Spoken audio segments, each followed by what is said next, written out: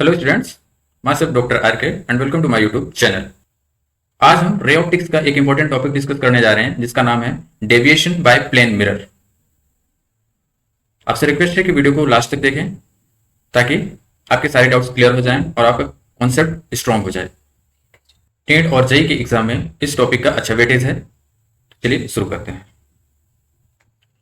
Deviation produce by plane mirror, इस concept को पढ़ने से पहले हम थोड़ा सा reflection of light and laws of reflection पढ़ेंगे ताकि हमको जो कॉन्सेप्ट हम पढ़ने वाले हैं वो अच्छे से समझ में आए। तो चलिए सबसे पहले थोड़ा सा पढ़ लेते हैं कि what is reflection and its law. तो सबसे पहले देखते हैं व्हाट इज रिफ्लेक्शन।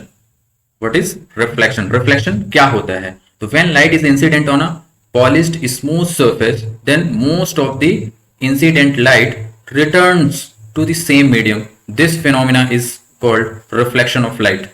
जब एक प्लेन स्मूथ सरफेस पे, ये सरफेस कैसी होनी चाहिए? Reflecting surface. इस सरफेस पे जब कोई रे इंसिडेंट होती है तो वो उसी मीडियम में वापस लौट जाती है। इस फिनोमिना को रिफ्लेक्शन ऑफ लाइट कहते हैं। ठीक है, इस डायग्राम में आप देख सकते हैं कि रिफ्लेक्शन कैसे होता है। तो ये पॉलिश्ड स्मूथ सरफेस मीन्स एक ये रिफ्लेक्टिंग सरफेस है, एक रिफ्लेक्टिंग सरफेस है। इस पे एक रे आ रही है जो इस स्मूथ सरफेस पे स्ट्राइक कर रही है, टकरा रही है, उस रे को बोलते हैं इंसिडेंट रे। और टकराने के बाद वापस उसी मीडियम में जो रे वापस जा रही है, इस रे को बोलते हैं रिफ्लेक्टेड रे। रिफ्लेक्टेड रे। और ये क्या है? नॉर्मल है। जो आने वाली रे नॉर्मल के साथ जो एंगल बनाती है उसको बोलते हैं एंगल ऑफ इंसिडेंस। इसको क्या बोलते हैं? Angle of incidence. और स्ट्राइक करने के बाद जो रिफ्लेक्टेड रे है वो नॉर्मल से जितना एंगल बनाती है उसको क्या बोलते हैं? Angle of reflection. Angle of reflection. तो लॉज ऑफ रिफ्लेक्शन देख लेते हैं। लॉज ऑफ रिफ्लेक्शन क्या है? तो इसमें से पहला लॉ क्या है कि एंगल ऑफ इंसिडेंट इक्वल होता है एंगल ऑफ रिफ्लेक्शन के।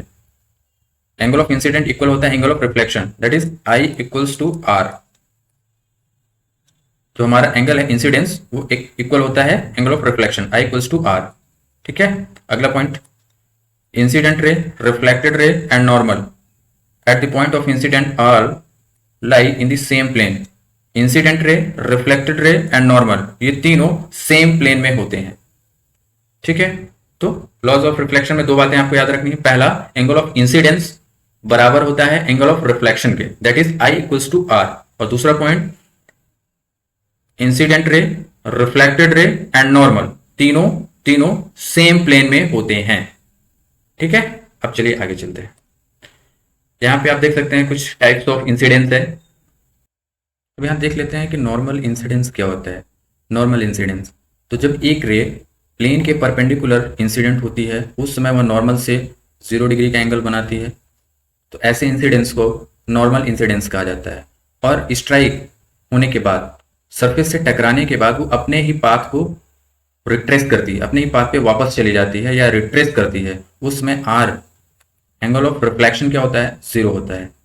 ठीक है, आप यहाँ देख पा रहे हैं कि ये प्लेन है, स्मूथ प्लेन है और इससे ये आ रही है। दूसरा है ग्रेजिंग इंसिडेंस। तो जब एक लाइट रे प्लेन के जो हमारा स्मूथ सरफेस है उसको टच करते हुए, उसके सरफेस को टच करते हुए इंसिडेंट हो, तो ऐसे इंसिडेंस को ग्रेजिंग इंसिडेंस बोलते हैं। यहाँ पे जो ये नॉर्मल हो गया, यहाँ पे जो आई है वो नॉर्मल से 90 डिग्री बनाता है। तो जो एंगल ऑफ इंसिडेंस है वो कितना होता है? यहाँ पे 90 डिग्री का होता है। ठीक है, तो ये दो आपको याद रखना है कि नॉर्मल इंसिडेंस क्या कहलाता है और ग्रेजिंग इंसिडेंस क्या कहलाता है। नॉर्मल इंसिडेंस में क्या होता है, जो हमारी लाइट है वो प्लेन के परपेंडिकुलर इंसिडेंस होती है, मतलब नॉर्मल से 0 डिग्री का एंगल बनाती है। और जबकि ग्रेजिंग में क्या होता है, इंसिडेंट लाइट जो है तो प्लेन स्मूथ सरफेस जो होता है उसी के प्लेन पे इंसिडेंस होती है, मतलब वहां पे एंगल नॉर्मल से कितना बनाता है? 90 डिग्री का। ठीक है, अब क्वेश्चंस कुछ देख लेते हैं, छोटे छोटे क्वेश्चंस हैं। इसके बाद आगे हम डेविएशन पढ़ेंगे। थोड़ा सा भी 2-4 क्वेश्चंस कर लेते हैं ताकि आपको रिफ्लेक्शन आने लगे तो फिर डेविएशन अच्छे से समझ में आएगा। जैसे क्वेश्चन देख लेते हैं, इसमें है कि if angle of incidence is 30 degree then find angle of reflection. तो आप जानते हैं कि अभी हम पढ़ के आए हैं कि इसका आई ये नॉर्मल हो गया। यहाँ पे आई कितना गिवन है आपको? 30 डिग्री और आपसे आर पूछा है, तो आप जानते हैं लॉज ऑफ रिफ्लेक्शन में क्या होता है, आई इक्वल्स टू आर होता है। मतलब जितना एंगल ऑफ इंसिडेंस है वही क्या होता है, एंगल ऑफ रिफ्लेक्शन। तो आर की वैल्यू यहाँ पे क्या हो जाएगी, 30 डिग्री। आंसर। अगला, a light ray is incident at the angle of 30 degree with the plane of mirror. Find angle of reflection. यहाँ पे जो इंसिडेंट रे है ये प्लेन से 30 डिग्री का एंगल बना रही है और आपसे आर पूछा है कि आपको आर बताना है। तो आर बताने के लिए आपको पहले आई पता करना पड़ेगा। तो जो ये जो 30 डिग्री गिवन है, ये आई नहीं है, ये आई नहीं है। आई क्या होगा हमारा, एंगल ऑफ इंसिडेंस। जो रे है जो नॉर्मल से जो एंगल बनाती है, ये हमारा नॉर्मल है और ये एंगल जो बनेगा उसको हम बोलेंगे क्या, एंगल ऑफ इंसिडेंस। इसको हम क्या बोलेंगे, आई बोलेंगे। ठीक है, इसको हम क्या बोलेंगे, आई बोलेंगे। ये क्या है हमारा, ये क्या है, angle of incident, angle of incident. तो हम इसको पता कर सकते हैं कि हाँ आई की वैल्यू क्या होगी, टोटल एंगल ये यहाँ से यहाँ तक कितना होगा 90 में से 30 माइनस कर दो, 90 माइनस 30 बचा कितना 60। यानी आपका आई कितना है, आई यहाँ से आपने निकाल लिया कितना 60 डिग्री। अब आपको आर पता करना है, तो आप जानते हैं कि सिंस एंगल आई किसके बराबर होता है, एंगल आर के, तो आपका आर किसके बराबर हो जाएगा 60 डिग्री। तो यहाँ पे एंगल ऑफ रिफ्लेक्शन कितना होगा 60 डिग्री। अगले क्वेश्चन में चलते हैं।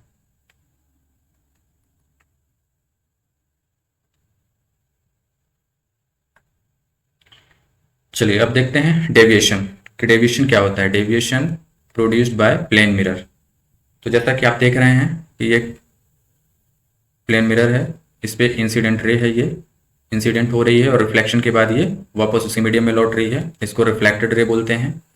एंगल ऑफ इंसिडेंस है ये, और ये एंगल ऑफ रिफ्लेक्शन है, ये एंगल ऑफ इंसिडेंस है। ठीक है, ये इंसिडेंट रे है, ये रे ऐसे आ रही है और यहाँ पे रिफ्लेक्शन होने के बाद ये रे वापस उसी मीडियम में चली गई जिस मीडियम से आ रही थी। इसको जाना था ऐसे, पर ये चली गई ऐसे, इसको जाना था ऐसे, चली गई ऐसे। तो जो ये एंगल है इसका ओरिजिनल पाथ ये है, इंसिडेंट रे का ही क्या है ओरिजिनल पाथ, इस पाथ पे वो आ रही थी लेकिन चली गई इधर। तो ओरिजिनल पाथ से जितना ये डेविएट हुई है, ये एंगल जो डेविएट हुई है इसी को क्या बोलते हैं, डेविएशन बोलते हैं। तो इसको हम निकालते कैसे हैं, तो बताइए ये टोटल एंगल कितना होता है 180 का होता है, यहां से यहां तक।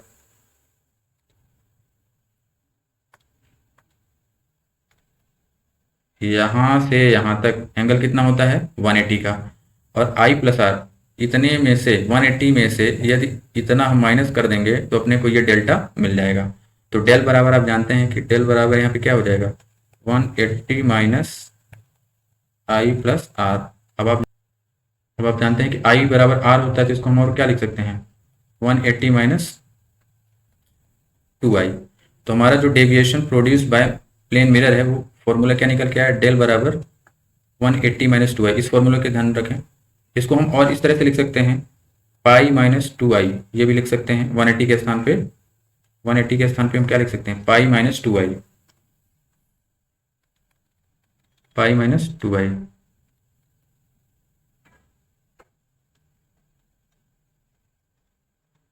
Pi minus 2i।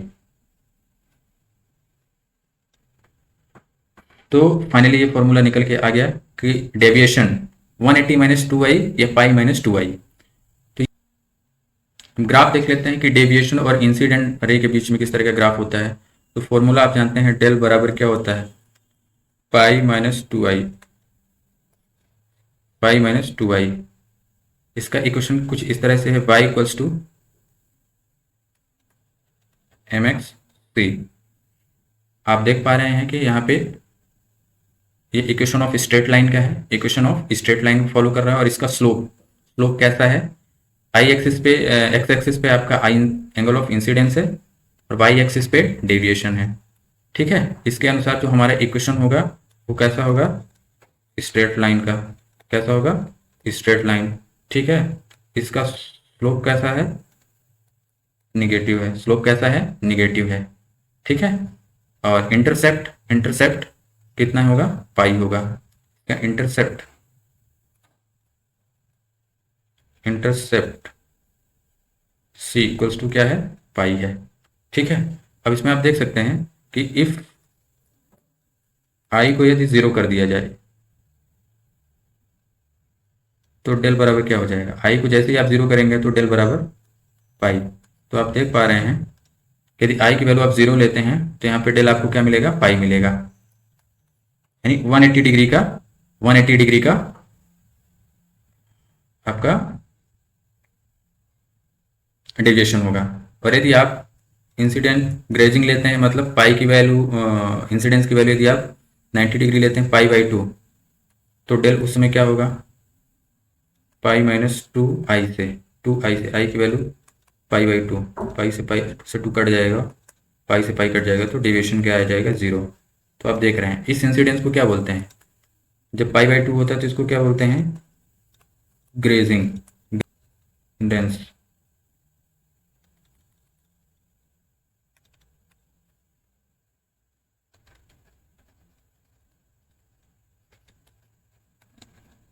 इसको क्या बोलते हैं, ग्रेजिंग इंसिडेंस। इसमें डेल क्या होता है, 0 होता है। और यदि 0 हो तो इसको कौन सा इंसिडेंस बोलते हैं, इसको नॉर्मल इंसिडेंस बोलते हैं। नॉर्मल इंसिडेंस, नॉर्मल इंसिडेंस में डेल आपका कितना होता है, 180 डिग्री का होता है। कितने का होता है, 180 डिग्री का। ये हम पहले भी देख चुके हैं कि यदि यहाँ पे ये नॉर्मल इंसिडेंस है, यहाँ पे यदि डेविएशन देखें तो कितना आएगा, पाई माइनस 2 आई से आई की वैल्यू 0 रखेंगे तो ये क्वांटिटी 0 हो जाएगी और डेल कितना आएगा, पाई। जबकि ग्रेजिंग इंसिडेंस में इंसिडेंस कितना 90 बोले तो पाई बाई 2। यदि यहाँ डेल निकालेंगे तो पाई माइनस 2 आई से पाई बाई 2 से 2 कट जाएगा, ये 0। तो यहाँ पे डेविएशन 0 आएगा। तो आप देख सकते हैं ग्रेजिंग इंसिडेंस में डेविएशन 0 होता है और नॉर्मल इंसिडेंस में डेविएशन मैक्सिमम पाई होता है। ठीक है,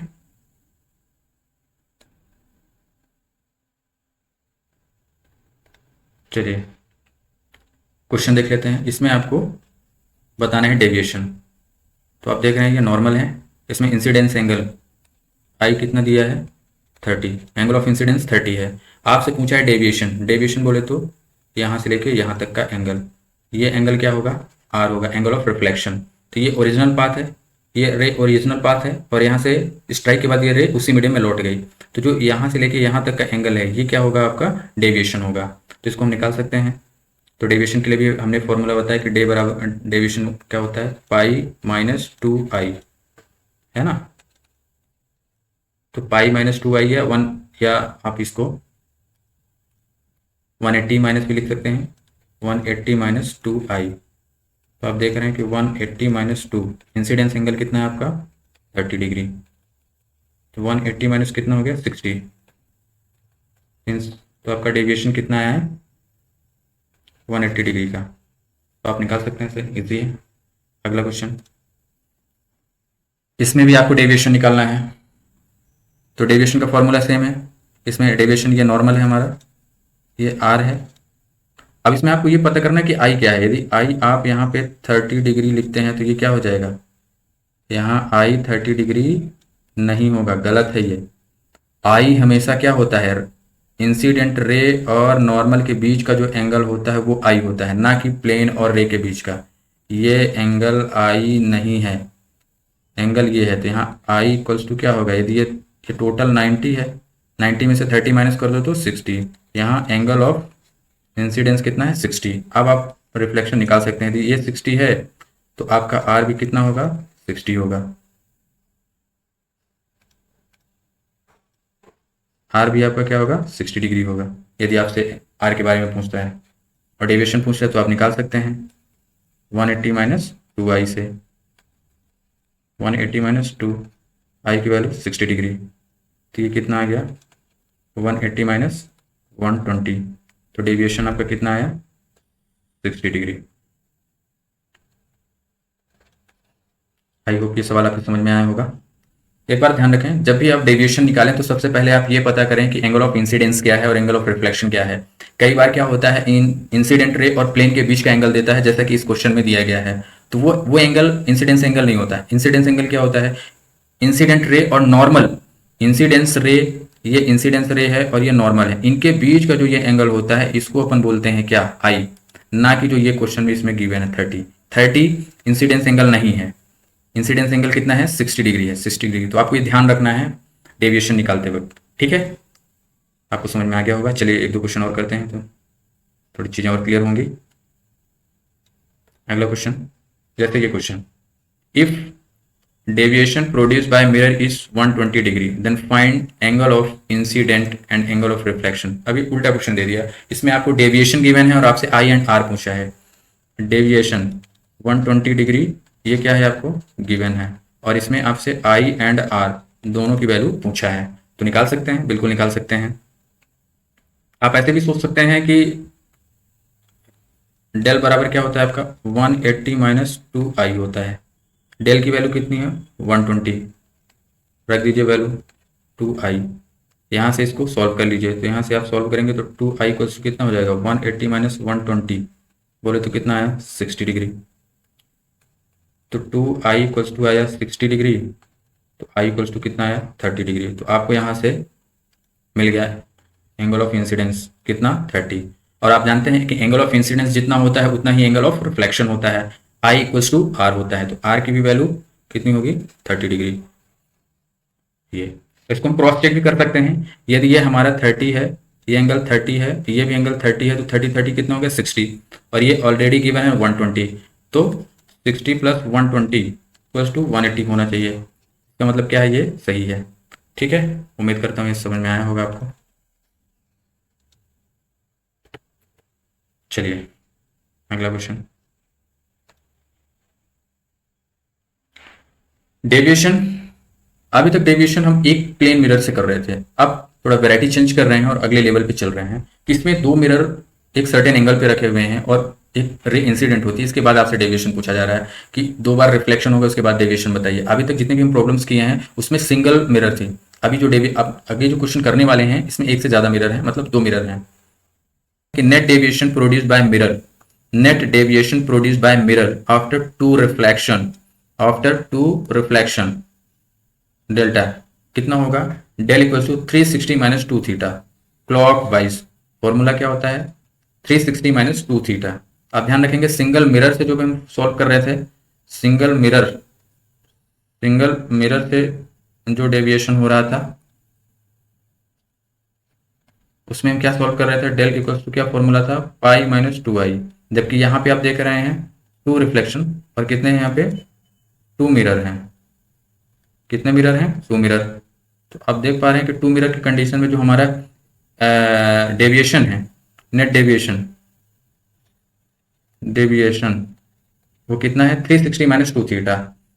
it is independent from incident angle. इसमें एक इंटरेस्टिंग चीज ये है कि इसमें एंगल ऑफ इंसिडेंस का कोई रोल नहीं है, मतलब वो किसी भी एंगल पे यदि 2 मिरर एक दूसरे से थीटा एंगल पे इंक्लाइंड हैं और एक मिरर पे इंसिडेंट हो तो वहां रिफ्लेक्शन होगा, फिर अगेन दूसरे पे इंसिडेंट होगी वहां भी रिफ्लेक्शन होगा, तो टोटल 2 रिफ्लेक्शन होंगे। 2 रिफ्लेक्शन के बाद आपसे नेट डेविएशन पूछा जाए तो इस टाइप के क्वेश्चन में आप ध्यान रखेंगे कि डायरेक्ट फॉर्मूले से हम निकाल सकते हैं 360 माइनस 2 थीटा से। मतलब इस फॉर्मूले में कहीं भी एंगल ऑफ इंसिडेंट नहीं आ रहा है, मतलब किसी भी चाहे किसी भी एंगल पे इंसिडेंट हो आप इस फॉर्मूले से डायरेक्ट निकाल सकते हैं। जैसे क्वेश्चन देख लेते हैं, नीचे क्वेश्चन आप देख रहे हैं कि 2 मिरर हैं एक दूसरे से 45 एंगल पे इंक्लाइंड है और यहाँ पे 30 डिग्री पे एक रे इंसिडेंट हो रही है। तो डायरेक्ट आपको डेविएशन यदि निकालना है तो आपको पहले पता होना चाहिए थीटा, यहाँ थीटा गिवन है कितना 45। अब आपको डेविएशन निकालना है तो फॉर्मूला लगाएंगे 360 minus 2 theta, 360 minus 2 into 45, 360 minus ये 90 हो गया तो कितना आया 270। तो नेट डेविएशन कितना आया 270। कितना आया 270। अभी तो हमने जो डेविएशन निकाला है वो बाय फॉर्मूले से निकाला है। सपोज आपको फॉर्मूला याद नहीं है तो आप कैसे सॉल्व करेंगे, तो आइए देखते हैं कि आप इस क्वेश्चन को कैसे सॉल्व करेंगे। तो इस क्वेश्चन में आप देख सकते हैं कि 2 मिरर हैं वो 45 एंगल पे हैं और एक रे 30 डिग्री पे इंसिडेंट हो रही है। तो आपको पता है कि यह नॉर्मल है, यदि 30 पे इंसिडेंट हो रही है तो 30 पर ही रिफ्लेक्ट होकर जाएगी। थोड़ा छोटा लिख रहा हूँ लेकिन आपको वॉइस पे ध्यान देना है कि हमने बोला क्या है, ये 30 पे ही रिफ्लेक्ट होके जाएगी। अब आपको पता है कि ये जाना था इसको ऐसे, चली गई ऐसे, तो ये पहला डेविएशन हो गया। यहाँ पहला डेविएशन आप देख सकते हैं कितना है आपका, ये टोटल एंगल 180 होता है, तो 180 में से आप 60 माइनस कर देंगे तो कितना हो जाएगा 180 माइनस, आप डायरेक्ट 2i से भी लिख सकते हैं कि 180 माइनस 2i मतलब 30 डिग्री, 180 माइनस 2i, 2i मतलब 60 डिग्री, तो कितना हुआ 120 डिग्री। वैसे भी आप समझिए यहाँ ये 30 है, ये 30, टोटल एंगल 60 हो गया, और ये टोटल 180 होता है, 180 में से 60 माइनस करेंगे तो कितना आएगा 120 आएगा। तो आपको फॉर्मूला नहीं भी याद है तब भी आप समझ सकते हैं, तभी आप समझ सकते हैं। अब यदि एंगल ये 30 है, ये टोटल यहाँ से लेके यहाँ तक, ये टोटल यहाँ से लेके यहाँ तक 90 है, और इतना एंगल 30 है, तो ये एंगल कितना हुआ 60 डिग्री। यदि ये 60 है और ये 45 है, तो 60 और 45 कितना होता है 105। अब 105 हो गया, तो ये एंगल कितना होगा 180 में से माइनस कर दो, तो आप 180 में से 105 माइनस करोगे तो कितना आएगा आपका 75। तो आपको ये एंगल पता चल गया। अब आप जानते हैं ये नॉर्मल है आपका, एक इस प्लेन के लिए ये येलो कलर की जो लाइन है ये नॉर्मल है। तो आप जानते हैं नॉर्मल मतलब टोटल एंगल येलो लाइन से इस मिरर तक का कितना होगा 90 होगा। अब इसमें से 75 ये माइनस कर दो तो ये एंगल कितना बचा तुम्हारा 15 डिग्री। यदि ये 15 है तो ये एंगल रिफ्लेक्शन भी, ये एंगल भी कितना होगा 15 डिग्री। तो अब इसको जाना था इधर और ये चली गई रे इधर, तो ये जो डेविएशन है क्लॉकवाइज में डेल्टा 2, ये कितना होगा बताओ। यहाँ 180 माइनस 15 15 15, ये 15 है 30 डिग्री, बताओ कितना हुआ। 180 में से चला जाएगा तो कितना बचेगा 150, कितना बचा 150। तो डेल्टा 2 तुम्हारा इतना आ गया। तो नेट सेम डायरेक्शन में क्लॉकवाइज क्लॉकवाइज, ये भी सी डब्ल्यू है और ये भी सी डब्ल्यू है, तो दोनों ऐड हो जाएंगे। तो 120 प्लस 150 कितना हो गया 270। ये फॉर्मूले से भी आया था, ये फॉर्मूले से भी हम निकाल चुके थे 270 डेविएशन, और इसको हम सॉल्व भी कर सकते हैं। फॉर्मूला याद नहीं है तो आप ऐसे भी सॉल्व कर सकते हैं। अगला question, if two mirror plane mirror are inclined to each other, if two plane mirror are inclined to each other at 90 degree, then after two reflections reflected ray become parallel to incident ray। यदि दो mirror एक दूसरे से 90 degree पे हैं तो जो incident ray है टू रिफ्लेक्शन के बाद रिफ्लेक्टेड रे इंसिडेंट रे के पैरेलल होगी। इट मीन्स यहाँ पे डेविएशन हमारा क्या होगा, डेविएशन हमेशा कितना होता है टू रिफ्लेक्शन के बाद हमेशा पाई होगा, मतलब 180 डिग्री। डेल हमेशा कितना होगा पाई या 180 डिग्री होगा।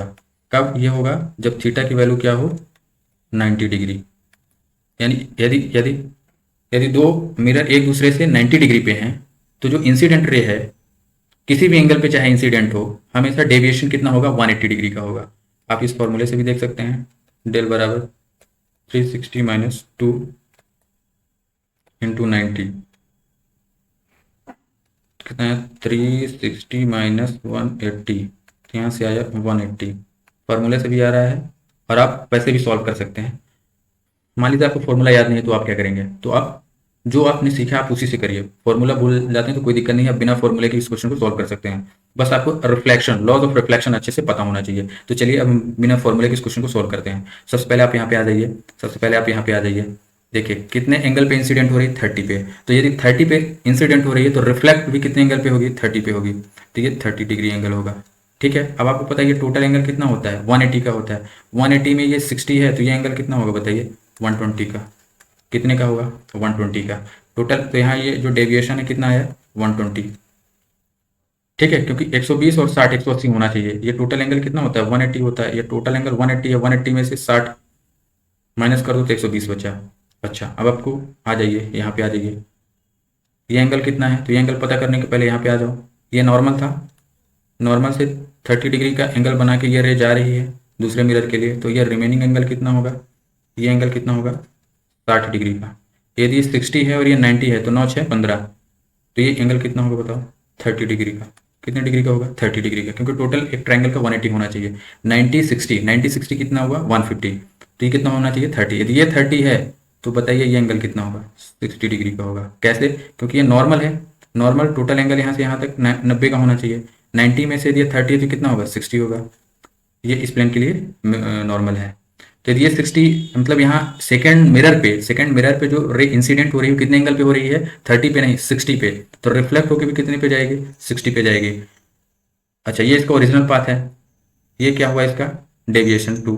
तो डेविएशन कितने का आया बताइए, टोटल 180 होता है, 180 में से ये 60 माइनस कर दीजिए, सॉरी 120 माइनस कर दीजिए, तो बचा कितना 60, कितना बचा 60। तो यहाँ आपका डेल टू कितना आया 60, तो डेल टोटल कितना जाएगा del one plus del two. अच्छा ऐड क्यों कर रहे हैं, क्योंकि सेम डायरेक्शन में क्लॉकवाइज में डेविएशन है, तो 120 प्लस 60 कितना आया 180 का। ठीक है, तो आप इससे कंक्लूजन ये निकलता है कि जब भी दो मिरर एक दूसरे के परपेंडिकुलर हों और रे किसी एक प्लेन पे इंसिडेंट हो रही है, चाहे किसी भी एंगल पे इंसिडेंट हो, वहां पे डेविएशन हमेशा पाई का होता है, 180 डिग्री का होता है। मतलब इंसिडेंट रे और रिफ्लेक्टेड रे एक दूसरे के क्या होती हैं, पैरेलल होती हैं। इस बात को याद रखना है, यदि दो मिरर 90 डिग्री पे हैं तो रिफ्लेक्टेड रे इंसिडेंट रे के क्या होती है, पैरेलल होती है। ठीक है, उम्मीद करता हूँ आपको अच्छा लगा होगा। ऐसे इंटरेस्टिंग कॉन्सेप्ट सीखने के लिए चैनल को प्लीज़ सब्सक्राइब करें, लाइक करें और शेयर करें। Thank you.